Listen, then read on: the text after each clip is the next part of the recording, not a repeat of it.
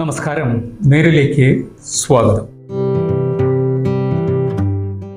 ഈ ലക്കം നേര് തേടുന്നത് അരിക്കൊമ്പൻ കേസിൽ കോടതി നിയോഗിച്ച വിദഗ്ധ സമിതിയുടെ റിപ്പോർട്ടിലേക്കാണ്.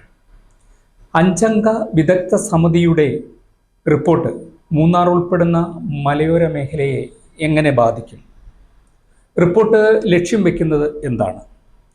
റിപ്പോർട്ട് നടപ്പാക്കിയാൽ മൂന്നാറിലും പരിസര പ്രദേശങ്ങളിലും എന്തൊക്കെ പ്രത്യാഘാതങ്ങൾ ഉണ്ടാകും എന്നാണ് നേരിൽ ഈ ലക്കം പരിശോധിക്കുന്നത്. ഒരിക്കൽ കൂടി സ്വാഗതം.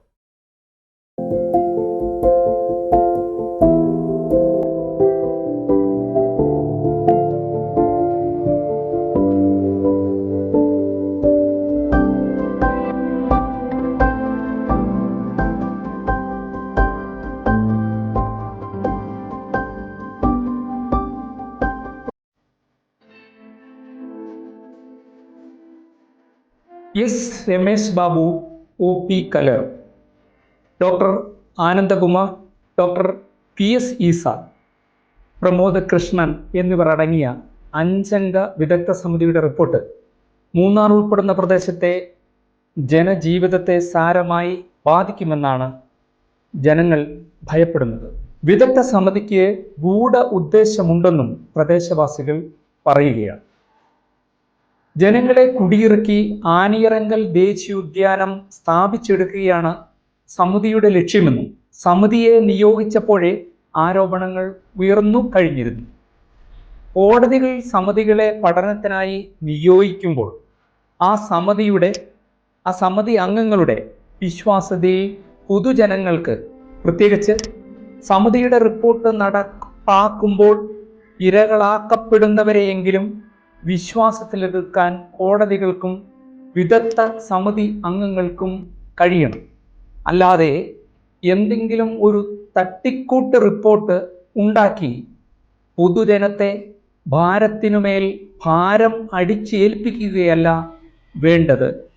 ബഹുമാനപ്പെട്ട ഹൈക്കോടതി മുമ്പാകെ അരിക്കൊമ്പൻ വിദഗ്ധ സമിതി റിപ്പോർട്ടുമായിട്ടനുബന്ധിച്ച് 3 ഏപ്രിൽ മാസം 3-ാം തീയതി നൽകിയിരിക്കുന്ന റിപ്പോർട്ടിൽ ചിന്നക്കനാൽ, മൂന്നാർ, ശാന്തമ്പാറ പഞ്ചായത്തുകളെ വളരെയധികം ദുസ്സുഖമായി ബാധിക്കുന്ന തരത്തിൽ 7 മണിക്ക് മുമ്പ് ആളുകൾ വീടുകളിൽ കയറണമെന്നും റേഷൻ കടകൾ മാറ്റി സ്ഥാപിക്കണമെന്നും അതുപോലെ തന്നെ ജനവാസ മേഖലയായ 301 കോളനി, 80 ഏക്കർ തുടങ്ങിയ മേഖലകളെ ഒഴിവാക്കണമെന്നും കൊളുക്കുമല ട്രെക്കിംഗ് പോലുള്ള ടൂറിസം മേഖല തകർക്കണമെന്നുള്ള ദുരുദ്ദേശത്തോടുകൂടി ഡോക്ടർ എസ് സുരേഷ് ബാബുവും ഡോക്ടർ പി എസ് ഈസ തുടങ്ങി പരിസ്ഥിതിയെ അനുകൂലമായി ഉള്ള വിദഗ്ധ സമിതിയെ രൂപീകരിച്ചുകൊണ്ട് ഭരണകൂടത്തിൻ്റെ സഹായത്തോടു കൂടി ഇടുക്കി ജില്ലയെ വനമാക്കി മാറ്റുന്നതിനുള്ള ഏകവന പദ്ധതി നടപ്പാക്കുന്നതിൻ്റെ ഭാഗമായി ആനത്താര പദ്ധതിയോടുകൂടി ചിന്നക്കനാൽ, ശാന്തമ്പാറ, മൂന്നാർ പഞ്ചായത്തുകളിൽ നടപ്പാക്കാൻ ഉദ്ദേശിക്കുന്ന പദ്ധതികളാണ് ഈ വിദഗ്ധ സമിതി ഹൈക്കോടതിയിൽ സമർപ്പിച്ചിട്ടുണ്ട്.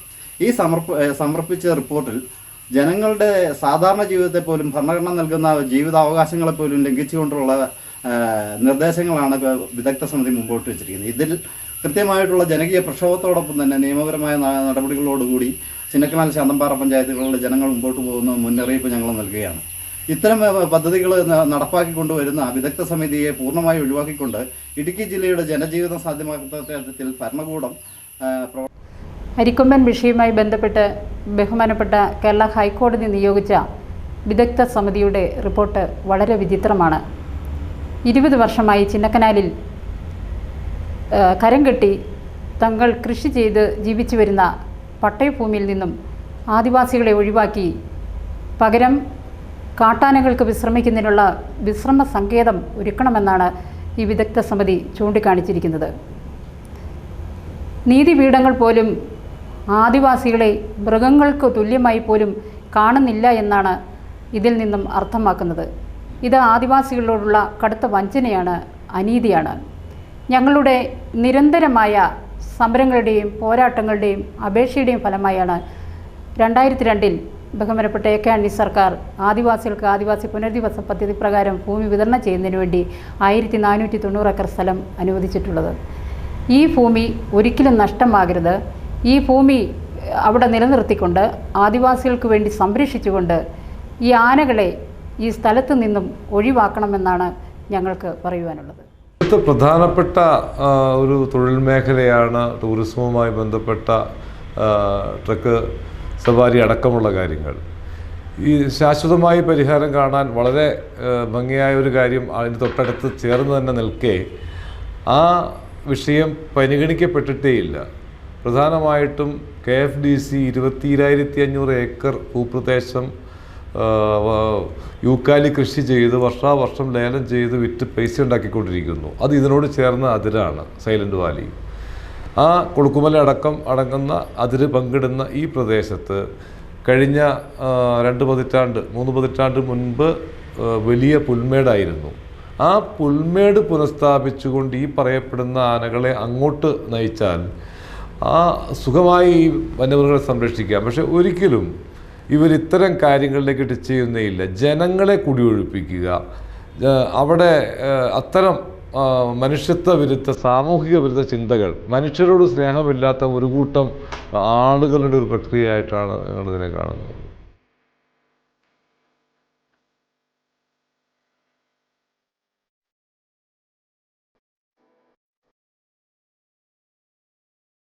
ദേവികുളം താലൂക്കിലെ ദേവികുളം, ഉടുമ്പൻചോല, പീരുമേട് താലൂക്കുകളിലുള്ള ജനങ്ങളെ ഒഴിപ്പിച്ചുകൊണ്ട് ഈ മേഖലയെ മുഴുവനായി വനമേഖലയാക്കി മാറ്റാനും ആനത്താരകളും ആനത്താവളങ്ങളും ഉണ്ടാക്കാനുമുള്ള നിരന്തരമായ പരിശ്രമം കഴിഞ്ഞ കുറേ കാലങ്ങളായി നടന്നു വരികയാണ്.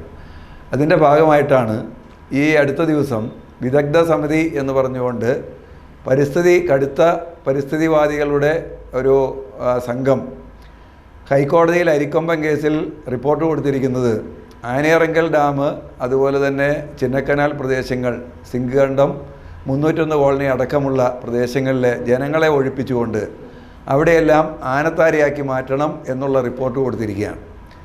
ഇത് സംഘടിതമായ ഗൂഢാലോചന, അതായത് ഗവൺമെൻറ്റും പരിസ്ഥിതിവാദികളും അതുപോലെ തന്നെ കോടതി ഉൾപ്പെടെയുള്ള ഗൂഢാലോചനയാണ് നടക്കുന്നത് എന്ന് സംശയിക്കേണ്ടിയിരിക്കുകയാണ്.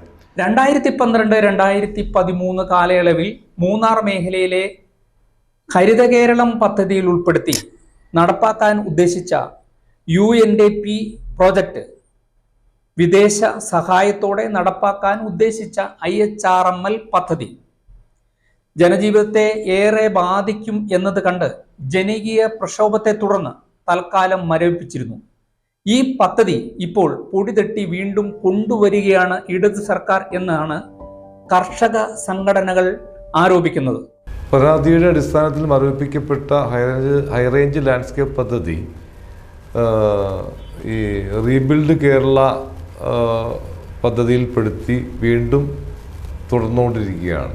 ഇപ്പോൾ മാങ്കുളം അടക്കമുള്ള പ്രദേശങ്ങളെ ഉൾപ്പെടുത്തി ഡോക്ടർ TN CMAയുടെ നേതൃത്വത്തിൽ അതിൻ്റെ പ്രവർത്തനങ്ങൾ പലവട്ടം നടത്തുന്നതിന് വേണ്ട നടപടിക്രമങ്ങൾ പൂർത്തീകരിച്ച് നടപ്പാക്കിക്കൊണ്ടിരിക്കുന്നു എന്നാണ് ഞങ്ങൾ മനസ്സിലാക്കുന്നത്. ഇത്തരം വിദേശ ഫണ്ടുകൾ നമ്മുടെ പ്രദേശത്തേക്ക് നമ്മുടെ സാമൂഹിക ജീവിതത്തെ ചോദ്യം ചെയ്യുന്ന തരത്തിൽ കടന്നു വരുന്നത് വളരെ സ്വീകാര്യതയോടെ ഗവൺമെൻറ്റുകൾ ഏറ്റെടുക്കുന്നു.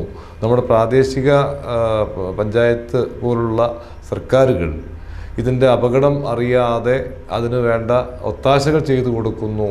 അതുവഴി കൂടുതൽ ഗുരുതരാവസ്ഥയിലേക്ക് നമ്മുടെ സാമൂഹിക ജീവിതം കൊണ്ടെത്തിക്കുന്നതിനുള്ള സാഹചര്യം ഉണ്ടാകുമെന്നാണ് കരുതുന്നത്. കൃത്യമായിട്ടും ബ്രിട്ടീഷുകാർ ഇവിടെ വ്യാപാരവുമായി ബന്ധപ്പെട്ട് ഈസ്റ്റ് ഇന്ത്യ കമ്പനി വഴി എങ്ങനെ കടന്നുകൂടിയോ അതിൻ്റെ മറ്റൊരാവർത്തനമാണ് പരിസ്ഥിതിയുടെ പേരിൽ ഇന്ന് നടന്നുകൊണ്ടിരിക്കുന്നത്. നമുക്ക് നമ്മുടെ രാജ്യത്തിൻ്റെ വളർച്ചയെ തടയുന്ന, നമ്മുടെ വികസനത്തെ തടയുന്ന ഒരു വലിയ പദ്ധതി നമുക്കൊരിക്കലും സ്വന്തമായ ഒരു പ്രൊഡക്റ്റ് ഉണ്ടാക്കാൻ പറ്റാത്ത നിലയിലേക്ക് ഇന്ത്യ മഹാരാജ്യത്തെ കൊണ്ടെത്തിക്കുന്നതിനുള്ള വ്യക്തമായ ആസൂത്രണം, വിദേശ ആസൂത്രണം ഇക്കാര്യത്തിലുണ്ട്. ഇതിൽ കൃത്യമായും നമ്മുടെ ശത്രുരാജ്യങ്ങളടക്കമുള്ളവരുടെ പങ്കാളിത്തം ഉണ്ട് എന്ന് തന്നെയാണ് ഞങ്ങളെപ്പോലുള്ളവർ കരുതുന്നത്. സമിതിയുടെ കണ്ടെത്തൽ തികച്ചും മുൻധാരണ പ്രകാരമുള്ള കുടിയിറക്കലിനു വേണ്ടിയുള്ളതാണെന്നും ഇത് കേവലം ആനസ്നേഹമായി കണക്കാക്കാനാകില്ലെന്നും പണസ്നേഹമാണ്, ആരെ കൊന്നിട്ടാണെങ്കിലും പണമുണ്ടാക്കണമെന്ന സർക്കാരിൻ്റെ ഗൂഢ ഉദ്ദേശമാണ് സമിതിയുടെ ശുപാർശകളിൽ. ചിന്നക്കനാലിലെ ആനത്താര വിഷയം അത് ഹൈക്കോടതി നിയോഗിച്ച വിദഗ്ധ സമിതി കൊടുത്ത റിപ്പോർട്ട് എന്നൊക്കെ പറയുന്നത് നമ്മൾ ഇപ്പോൾ കാണുന്ന ഒരു ഭാഗം മാത്രമാണ്. അതിൻ്റെ പിന്നിൽ പതിറ്റാണ്ടുകൾ നീണ്ട ഒരു സ്വകാര്യ ഗൂഢാലോചനയുണ്ടെന്നാണ് എൻ്റെ ഒരു അഭിപ്രായം. കാരണം ഈ 50,000-ത്തിലധികം ആനകളാണ് ഏഷ്യ ഭൂഖണ്ഡത്തിലുള്ളത്. ഇത് അന്യം നിന്ന് പോകുന്ന എൻഡേഞ്ചേർഡ് സ്പീഷീസാണ് എന്നാണ് IUCN കണ്ടെത്തിയത്. IUCN എന്ന് പറയുന്നത് ഒരു ഗവൺമെൻറ് ഓർഗനൈസേഷനൊന്നുമല്ല, പരിസ്ഥിതിയായി സംബന്ധിച്ച് പ്രവർത്തിക്കുന്ന കുറേ ആൾക്കാരുടെയും കുറേ സംഘടനകളുടെയും ഒരു ഐക്യവേദി എന്ന് വേണമെങ്കിൽ പറയാം. അതൊരു നോൺ ഗവൺമെൻറ് ഓർഗനൈസേഷൻ തന്നെയല്ലേ. അവർ 50,000 ആന എൻഡേഞ്ചേർഡ് സ്പീഷീസാണെന്ന് കണ്ടെത്തി. അങ്ങനെ കണ്ടെത്തിയതിൽ ഏതാണ്ട് 25,000-ത്തിന് മുകളിൽ ആനകൾ ഇന്ത്യയിലുണ്ട്. അതിലേതാണ്ട് 6,000-നും 7,000-നും ഇടയ്ക്കുള്ള ആനകൾ കേരളത്തിലുണ്ടെന്ന് വനം വകുപ്പ് പറയുന്നു. പ്രോജക്റ്റ് ടൈഗർ കേന്ദ്ര വനം പരിസ്ഥിതി മന്ത്രാലയത്തിൻ്റെ പറയുന്നു. കേന്ദ്ര സർക്കാർ പറയുന്നതിനേക്കാളും 300ഓളം ആനയുടെ എണ്ണം കൂടുതലാണ് സംസ്ഥാന വനം വകുപ്പ് പറയുന്നത്. എന്തായാലും ഒരു കഴിഞ്ഞ 20 വർഷത്തിനിടയ്ക്ക് കേരളത്തിൽ 63% ആനയ്ക്ക് വളർച്ചയുണ്ടായി. ദേശീയ ശരാശരി 15-നും 20-നും താഴെയാണ്. അപ്പോൾ ശരിക്കും പറഞ്ഞാൽ ഈ കേരളത്തിലെ ആനകൾ അന്യം നിന്ന് പോകുന്ന ഒരു എൻഡേഞ്ചേർഡ് സ്പീഷീസ് അല്ല എന്ന് വ്യക്തം. അതിനാൽ തന്നെ ആനേനെ സംരക്ഷിക്കുകയല്ല, എണ്ണം കൂടിയ ആനേനെ ഇവിടെ നിന്ന് നാട് കടത്തുകയോ ട്രാൻസ്ലൊക്കേറ്റ് ചെയ്യുകയോ ചെയ്യേണ്ടതാണ് എന്നതാണ് സത്യം. ആ ഒരു സാഹചര്യത്തിൽ വേണം ആനകളില്ലാതാകുന്നതിൻ്റെ ഭാഗമായിട്ട് ആനകളുടെ എണ്ണം കൂട്ടാനായിട്ട് ആനത്താരകൾ വേണം എന്ന ഒരാവശ്യത്തെ നമ്മൾ പരിഗണിക്കാനായിട്ട്.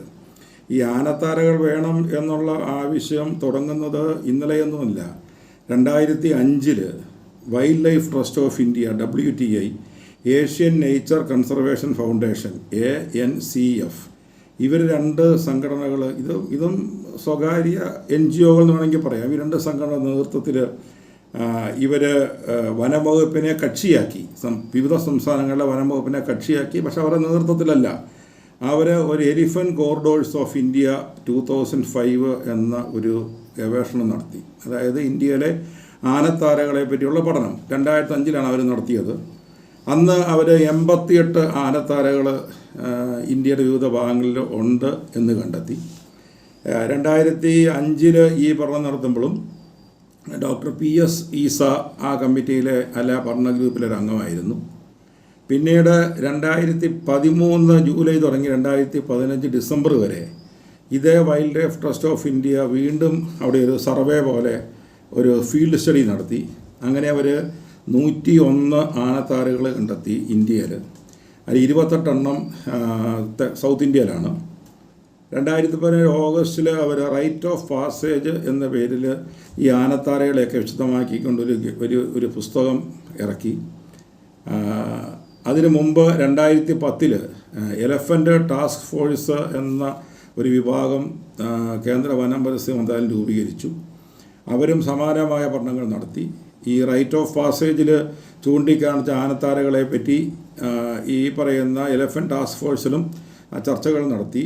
അതിലൊക്കെ ഈ പറയുന്ന PS ഈസ അതിൻ്റെ ഭാഗമായിരുന്നു. ഈ റൈറ്റ് ഓഫ് പാസേജ് 2017 പുസ്തകത്തിൻ്റെ ആമുഖം എഴുതിയിരിക്കുന്ന ഡോക്ടർ PS ഈസ തന്നെയാണ്. അപ്പോൾ ശരിക്കും 2012-2013 കാലയളവിൽ മൂന്നാർ മേഖലയിൽ ഹരിത കേരളം പദ്ധതിയിൽ ഉൾപ്പെടുത്തി നടപ്പാക്കാൻ ഉദ്ദേശിച്ച UNDP project HMRL high range mountain landscape project എന്നാണ് മുഴുവൻ പേര്. ഇത് ജനജീവിതത്തെ ഏറെ ബാധിക്കും എന്ന് കണ്ട് ജനകീയ പ്രക്ഷോഭത്തെ തുടർന്ന് അന്നത്തെ ഉമ്മൻചാണ്ടി സർക്കാർ തൽക്കാലം നടപ്പാക്കേണ്ടില്ല എന്ന് പറഞ്ഞ് മരവിപ്പിച്ചിരുന്നു. ഈ പദ്ധതി പൊടിതട്ടി വീണ്ടും കൊണ്ടുവരികയാണ് ഇടത് സർക്കാർ എന്നാണ് കർഷക സംഘടനകൾ ആരോപിക്കുന്നത്. ഈ പറയുന്ന എലഫൻ്റ് ടാസ്ക് ഫോഴ്സിൻ്റെ ഗജ റിപ്പോർട്ടിൽ 10 ആനത്താരകളെ പറ്റിയാണ് മുൻഗണനാ ക്രമത്തിൽ പറഞ്ഞിരിക്കുന്നത്. അതിൽ 9ാമത്തെ ആനത്താരയാണ് Anamalai Nelliyampathy high range landscape എന്ന് പറയുന്നത്. അത് കൃത്യമായിട്ട് പറയുന്നത് ഈ ചിന്നക്കനാലടക്കമുള്ള സ്ഥലങ്ങളെ പറ്റി കൃത്യമായിട്ട് പറഞ്ഞിട്ട് ഈ എലഫൻ്റ് ടാസ്ക് ഫോഴ്സിൻ്റെ ഗജ റിപ്പോർട്ടിൽ പറയുന്നുണ്ട്.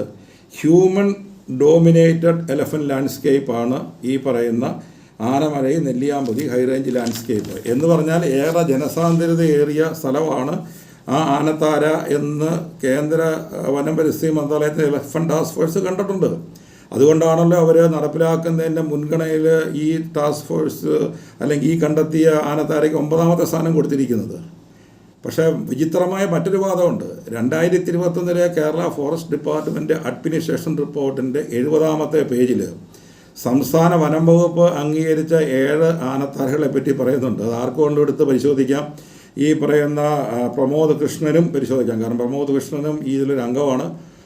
അദ്ദേഹം അതിൻ്റെ കൺവീനർ, അദ്ദേഹത്തിൻ്റെ ഒരു പ്രധാനപ്പെട്ട വനംവകുപ്പിൽ നിന്നൊരു ഒരാൾ കൂടിയാണ്.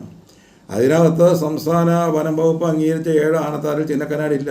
അത് കണ്ണൂർ, വയനാട്, നിലമ്പൂർ മേഖലയിലുള്ള 7 ആനത്താരകളെ പറ്റിയാണ് കേരള വനം വകുപ്പ് അംഗീകരിച്ച ആനത്താരകൾ.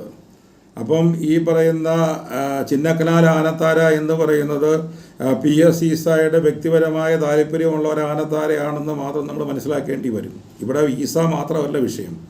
ഇതിനകത്ത് നമ്മൾ 2012 വീണ്ടും പുറകോട്ട് പോകണം. അവിടെ ഈ ആനത്താരയേക്കാൾ മാരകമായ മറ്റൊരു ഇടപെടൽ മറ്റൊരു ഉദ്യോഗസ്ഥൻ, അദ്ദേഹം വിദഗ്ധ സമിതിയിൽ അംഗമാണ്, പ്രമോദ് കൃഷ്ണൻ നടത്തിയിട്ടുണ്ട്. അതിൻ്റെ ആരംഭം UNDPയുടെ കൺസർവേഷൻ അക്രോസ് ലാൻഡ്സ്കേപ്പ് എന്നൊരു പദ്ധതി 2012 കൊണ്ടുവന്നു. അതിൻ്റെ ഭാഗമായിട്ട് 2013 പ്രമോദ് കൃഷ്ണൻ്റെ നേതൃത്വത്തിൽ India high range conservation project landscape project 2013 India high range landscape project എന്നൊരു പദ്ധതി കൊണ്ടുവന്നു. $3,62,75,000 പദ്ധതിയാണ്. ഏതാണ്ട് 250 കോടിയുടെ പദ്ധതി.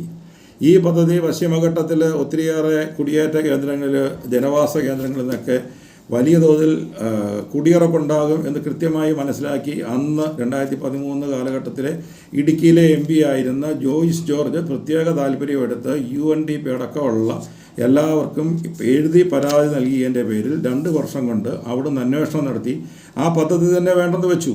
സമിതിയുടെ കണ്ടെത്തൽ തികച്ചും മുൻധാരണ പ്രകാരമുള്ള കുടിയിറക്കലിന് വേണ്ടിയുള്ളതാണെന്നും ഇത് കേവലം ആനസ്നേഹമായി കണക്കാക്കാനാകില്ല, പണസ്നേഹമാണ്. ആരെ കൊന്നിട്ടായാലും പണമുണ്ടാക്കണമെന്ന സർക്കാരിൻ്റെ ഗൂഢലക്ഷ്യമാണ് സമിതിയുടെ ശുപാർശകളിൽ ഒളിഞ്ഞും തെളിഞ്ഞും ഉള്ളത് എന്നാണ് കർഷക സംഘടനകൾ വിലയിരുത്തുന്നത്. ഒരു ഗവൺമെൻറ് കേരളത്തിലെ ഇടതുപക്ഷം രംഗത്ത് നിൽക്കുന്ന ഒരു പ്രസ്ഥാനം, ഒരു രാഷ്ട്രീയ പാർട്ടി വളരെ കാലങ്ങൾക്ക് മുമ്പ് തന്നെ വളരെ വ്യക്തമായ അജണ്ടയോടുകൂടി പ്രവർത്തനം നടത്തിക്കൊണ്ടിരിക്കുകയാണ്. അവരെല്ലാം പരിസ്ഥിതിവാദികൾ ചമയുകയാണ്. ഇവിടെ പരിസ്ഥിതി സംരക്ഷിക്കേണ്ട ഉത്തരവാദിത്വം ഏറ്റെടുത്തുകൊണ്ടാണ് കർഷകർ ജീവിക്കുന്നത്. കർഷകർ ഇവിടെ 80% വരെ വൃക്ഷാവരണം നമ്മുടെ ജില്ലയിൽ ഉണ്ടാക്കിക്കൊണ്ടാണ് പരിസ്ഥിതി സംരക്ഷിച്ചുകൊണ്ട് കൃഷി ചെയ്ത് ഉപജീവനം കഴിക്കുന്നവരാണ്. എന്നാൽ ആനകൾക്ക് വിളയാടാൻ, വന്യമൃഗങ്ങൾ, കാട്ടുമൃഗങ്ങൾ, കാട്ടുപോത്തും കടുവയും കാട്ടുപോത്തും എല്ലാം അടക്കമുള്ള വന്യമൃഗങ്ങൾക്ക് വിളയാടാനുള്ള അവസരം സൃഷ്ടിച്ചുകൊണ്ട് ഇവിടെ ഒരു ഗൂഢാലോചന നടത്തി ജനങ്ങളെ പുറന്തള്ളാനുള്ള നീക്കം നടക്കുകയാണ്. അതുകൊണ്ട് തന്നെയാണ് കിടങ്ങുകൾ സൃഷ്ടിച്ചുകൊണ്ട് അല്ലെങ്കിൽ വേലികൾ സൃഷ്ടിച്ച് വനമേഖലയിൽ തന്നെ മൃഗങ്ങളെ നിലനിർത്താനുള്ള ശ്രമങ്ങൾ ഗവൺമെൻറ് നടത്താതിരിക്കുന്നത്. ഗവൺമെൻറ് ഇന്ന് വലിയൊരു ഗൂഢാലോചനയിൽ പങ്കാളികളാണ്. കാരണം അവിടെ വന്യമൃഗ ആക്രമണം കൊണ്ട് പൊറുതിമുട്ടി ജനങ്ങൾ ഒഴിവായി പോകണം എന്നുള്ള നിലപാടാണ് ഗവൺമെൻറ്റിനുള്ളത്. അതുപോലെ തന്നെ സർക്കാരിൻ്റെ പണം മുടക്കി പണം കൊടുത്ത് 15 ലക്ഷം രൂപ വരെ കൊടുത്തുകൊണ്ട് 5 ഏക്കർ വരെ കൃഷിക്കാരൻ്റെ ഭൂമി തട്ടിയെടുത്ത് വനമേഖലയാക്കാനുള്ള നീക്കം വലിയ ജനകീയ പ്രതിരോധത്തിൻ്റെ പേരിലാണ് അല്പം മന്ദഗതിയിലായിട്ടുള്ളത്. ഈ നിലയിൽ ജനങ്ങളെ പീഡിപ്പിക്കുന്നത് ഈ ഗവൺമെൻറ് അവസാനിപ്പിക്കണം. ഇത് പാവങ്ങളുടെ ഗവൺമെൻറ് അല്ല, ഇത് യാതൊരു മനുഷ്യൻ്റെയും കൃഷിക്കാരൻ്റെയും ഗവൺമെൻറ് അല്ല, മറിച്ച് കപട പരിസ്ഥിതിവാദികളുടെയും അതുപോലെ തന്നെ ഇതിന് ചുക്കാൻ പിടിക്കുന്ന കോടാനുകോടി രൂപ ഈ വൻ വ്യവസായ സ്ഥാപനങ്ങൾ, നമ്മുടെ രാജ്യത്തിന് പുറത്തുള്ള വ്യവസായ സ്ഥാപനങ്ങൾ മുടക്കുന്ന പണം പറ്റിക്കൊണ്ട് നടത്തിക്കൊണ്ടിരിക്കുന്ന പരിപാടിയാണ്. ഈ പരിപാടി പ്രതിരോധിക്കാൻ ജനങ്ങൾ മുന്നിട്ടിറങ്ങണം എന്ന് തന്നെയാണ് ഞങ്ങൾക്ക് ഈ കാര്യത്തിൽ പറയാനുള്ളത്. 2002 സംസ്ഥാന സർക്കാർ ആദിവാസി പുനരധിവാസ പദ്ധതി പ്രകാരം വിതരണം ചെയ്ത ഭൂമി, ആ ഭൂമിയിലാണ് വിദഗ്ധ സമിതിയുടെ ശുപാർശ പ്രകാരം ആനത്താരയോ ആനത്താവളവുമാക്കി മാറ്റാൻ സർക്കാർ കൊടുമ്പിരി കൊള്ളുന്നത്.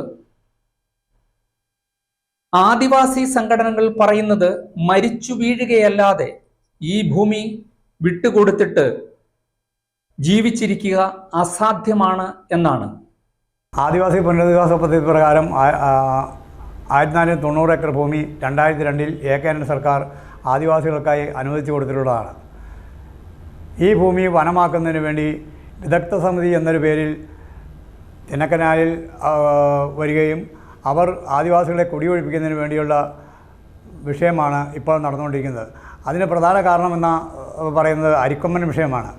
അരിക്കൊമ്പൻ വിഷയവുമായി ബന്ധപ്പെട്ട് ആദിവാസികളെ കുടിയൊഴിപ്പിച്ച് 15 ലക്ഷം രൂപ വീതം കൊടുക്കാമെന്ന വ്യാജ പ്രചരണമുണ്ടാക്കി കോടിക്കണക്കിന് രൂപ വിലയുള്ള ഭൂമി ആദിവാസികൾക്ക് 15 ലക്ഷം രൂപയ്ക്ക് കൊടുത്ത് ഭൂമി തട്ടിയെടുക്കുവാൻ വേണ്ടിയുള്ള പ്രചാരണമാണ് ഇപ്പോൾ നടന്നുകൊണ്ടിരിക്കുന്നത്. ഈ പ്രചരണത്തിനെതിരെ ഞങ്ങൾ ഏത് വിധേനയും ഇതിനെ നേരിടുമെന്നും വന്യമൃഗങ്ങളെ സംരക്ഷിച്ചുകൊണ്ട് ആദിവാസികളെ ഒഴിവാക്കാമെന്ന് ആരും വിചാരിക്കേണ്ട എന്നാണ് ഞങ്ങൾക്ക് പറയാനുള്ളത്. ഇതിനെ ഞങ്ങൾ ജീവൻ കൊടുത്തും ഞങ്ങൾ ഈ പ്രശ്നത്തെ നേരിടുമെന്ന് ആണ് ഞങ്ങൾക്ക് പറയാനുള്ളത്. ആദിവാസികളുടെ ഭൂമി പിടിച്ചെടുത്ത് വനമാക്കാനുള്ള സർക്കാരിന്റെ ഗൂഢലക്ഷ്യം നടപ്പാക്കുക എന്നത് ഏറെ പ്രയാസകരമായിരിക്കും.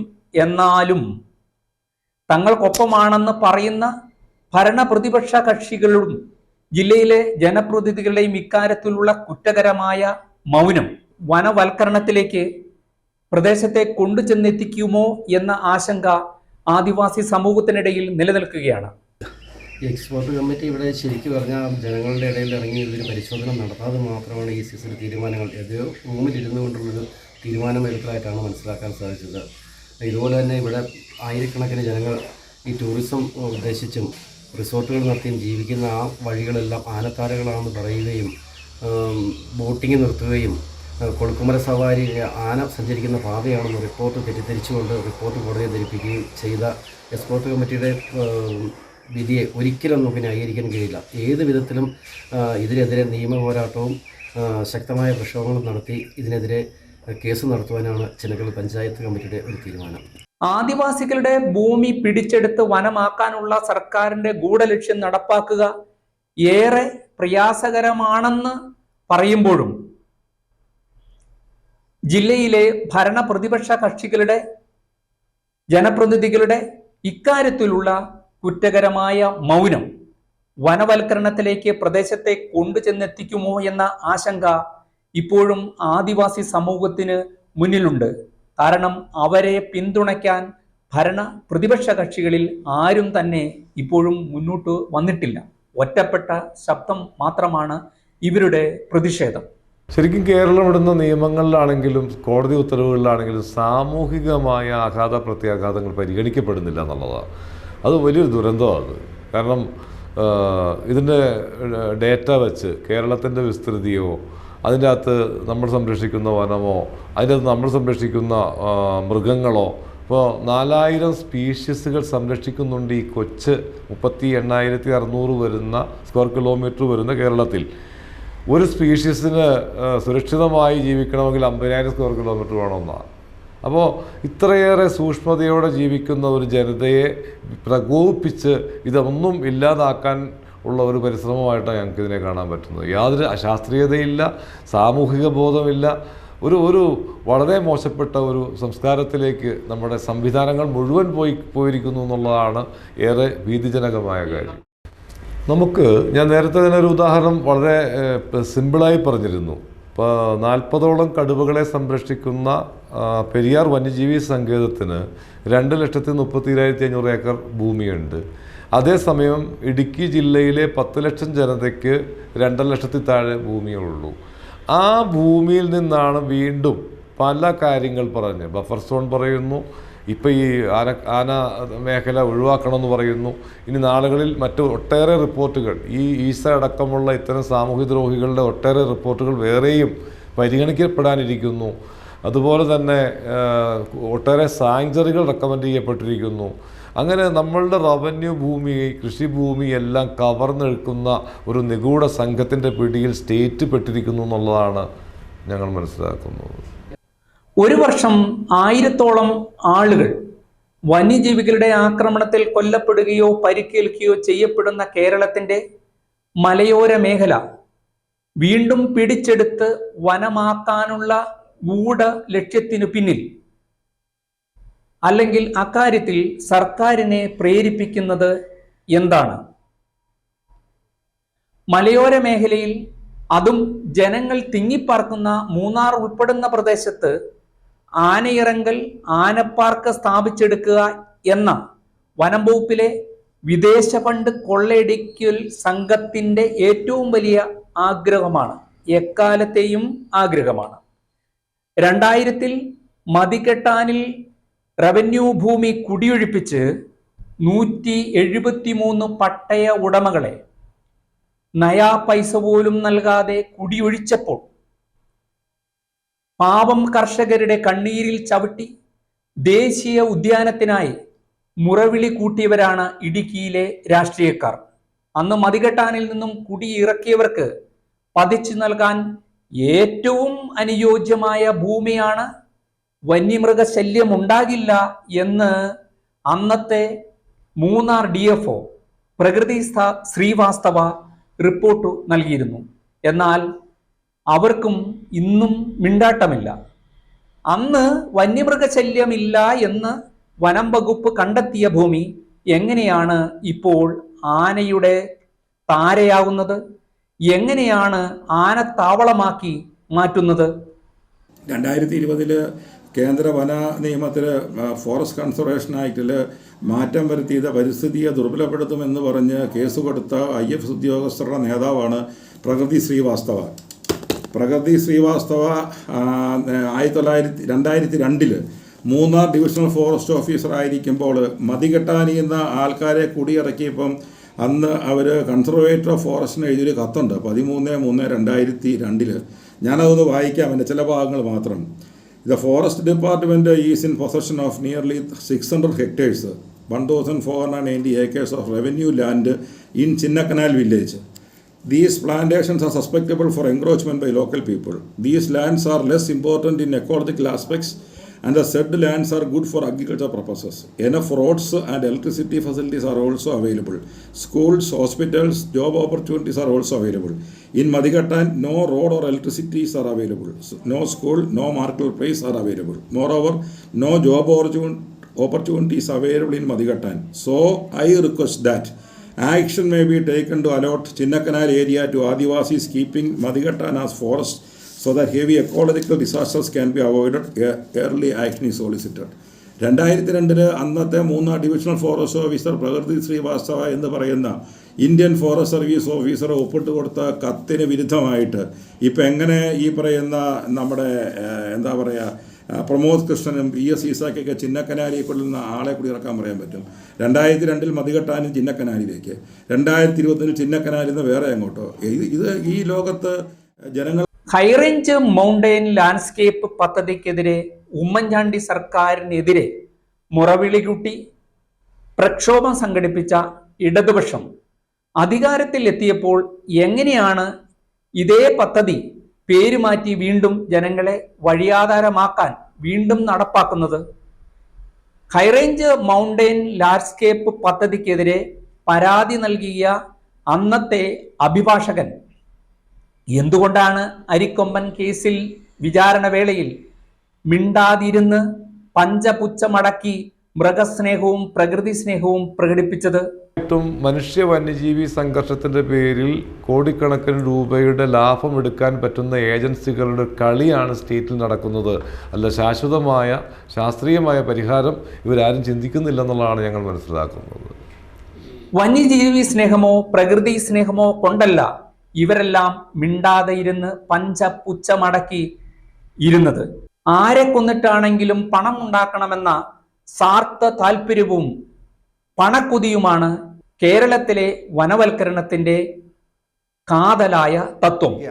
ഇതിൻ്റെ എല്ലാം പിന്നിൽ ആഗോള വ്യാപകമായി അമേരിക്കയും യൂറോപ്യൻ രാജ്യങ്ങളും ഉൽപ്പാദിപ്പിക്കുന്ന കാർബൺ എമിഷന് വേണ്ടിയിട്ട് ആ കാർബൺ എമിഷൻ്റെ മുഴുവൻ ഉത്തരവാദിത്വവും കേരളം പോലെ ഇത്രയും ജനസാന്ദ്രതമായ ഒരു പ്രദേശത്ത് മനുഷ്യനെ ജീവിക്കാൻ ഏറ്റവും അനുയോജ്യമായ ഒരു പ്രദേശത്ത് ആ ആളുകളെ ഒഴിപ്പിച്ചുകൊണ്ട് ഇവിടെ പ്രകൃതി സ്നേഹികൾ എന്ന് പറയുന്ന വിഭാഗം അങ്ങനെ UN ഫണ്ട് വാങ്ങിച്ചുകൊണ്ട് ഇങ്ങനെയുള്ള ഗൂഢാലോചനയിൽ പങ്കാളികളാവുകയാണ്. വിവിധങ്ങളായ സംഘടനകൾ കോടിക്കണക്കിന് രൂപ പ്രതിഫലം പറ്റിക്കൊണ്ട് നീതിന്യായ വ്യവസ്ഥകളെ പോലും സ്വാധീനിച്ചുകൊണ്ട് ഇങ്ങനെ ജനങ്ങൾക്കെതിരെ തിരിയുന്ന കാഴ്ചയാണെന്ന് കേരളം കണ്ടുകൊണ്ടിരിക്കുന്നത്. കാർബൺ ക്രെഡിറ്റ് ഫണ്ടുമായി ബന്ധപ്പെട്ട അന്താരാഷ്ട്ര ഉടമ്പടികൾ വനം സൃഷ്ടിക്കൽ വഴി പണം ഉണ്ടാക്കാമെന്ന തിരിച്ചറിവ് വന്നതോടെയാണ് നമ്മുടെ രാഷ്ട്രീയ നേതാക്കൾ എന്തെന്നില്ലാത്ത വനസ്നേഹവും പരിസ്ഥിതി സ്നേഹവും പ്രകടിപ്പിക്കാൻ തുടങ്ങിയത്. നമ്മുടെ സാമൂഹിക ക്രമം തകർന്നു കഴിഞ്ഞു എന്നാണ് ഞങ്ങൾ മനസ്സിലാക്കുന്നത്. സാമ്പത്തിക മേഖല നമുക്ക് ഒരിഞ്ച് മുന്നോട്ട് പോകാൻ പറ്റില്ല. ഒരു നിക്ഷേപകനും കേരളത്തിൽ ഒരു ഓട്ടോറിക്ഷ പോലും വാങ്ങിക്കില്ലാത്ത മാനസികാവസ്ഥ, നാടുവിടുന്ന അവസ്ഥ ഉള്ള ആളുകൾ ഭയങ്കരമായ ഒരു എന്താ പറയുക, ഒരു അരാജകത്വം രൂപപ്പെട്ട പ്രതീതി എല്ലാവരിലും ഉണ്ടായിട്ടുണ്ട്. ഒരു പ്രതീക്ഷയില്ലാത്ത ജീവിതത്തിലേക്ക് മലയോരം കിടക്കുന്നു. അതാ ഞാൻ പറഞ്ഞ ഹംപി തീയിട്ട് അവസാനിപ്പിക്കുകയോ ചെയ്ത ജനത. അപ്പോഴാണ് ഈ ഭരണകൂടത്തിൻ്റെയും ഈ കോട്ടിട്ടോന്മാരുടെയൊക്കെ കണ്ണു തുറന്നത്. അത്തരം മോശപ്പെട്ട നിലയിലേക്ക് ചിന്തിക്കാൻ ഈ ജനതയെ പ്രേരിപ്പിക്കരുത് എന്ന് തന്നെയാണ് ഞങ്ങൾക്ക് പറയാനുള്ളത്. നിങ്ങളെ ഉദ്ധരിക്കാൻ വേണ്ടി, നമ്മളെ ഉദ്ധരിക്കാൻ വേണ്ടി നിങ്ങൾ തെരഞ്ഞെടുത്ത ജനപ്രതിനിധികൾ നിങ്ങൾക്കെതിരെ വനവൽക്കരണത്തിൻ്റെ പേരിൽ വാളോങ്ങുകയാണെങ്കിൽ, നിങ്ങളുടെ കിടപ്പാടവും നട്ടതും കിളിർത്തു വന്നതുമെല്ലാം നശിപ്പിക്കുകയാണെങ്കിൽ, നിങ്ങളുടെ ഭവനം തല്ലി ഉടയ്ക്കുകയാണെങ്കിൽ നിങ്ങൾ അവരെ എന്തിനിയും പിന്തുണയ്ക്കണം. ഒരു കാര്യം ഓർക്കുക, ജനത്തെ കൊള്ളയടിച്ച ലോകത്ത് ഒരു ഭരണാധികാരികൾക്കും നിലനിൽപ്പുണ്ടായിട്ടില്ല എന്ന വാസ്തവം ഭരണാധികാരികൾ കൂടി ഈ അവസരത്തിൽ തിരിച്ചറിയണം. നേരിൻ്റെ ഈ ലക്കം ഇവിടെ അവസാനിക്കുന്നു. നിങ്ങളുടെ എതിർപ്പുകൾ, നിങ്ങളുടെ നിർദ്ദേശങ്ങൾ, അഭിപ്രായങ്ങൾ, നിങ്ങളുടെ ശകാരങ്ങൾ എല്ലാം കമന്റ് ബോക്സിൽ രേഖപ്പെടുത്തുക. നന്ദി, നമസ്കാരം.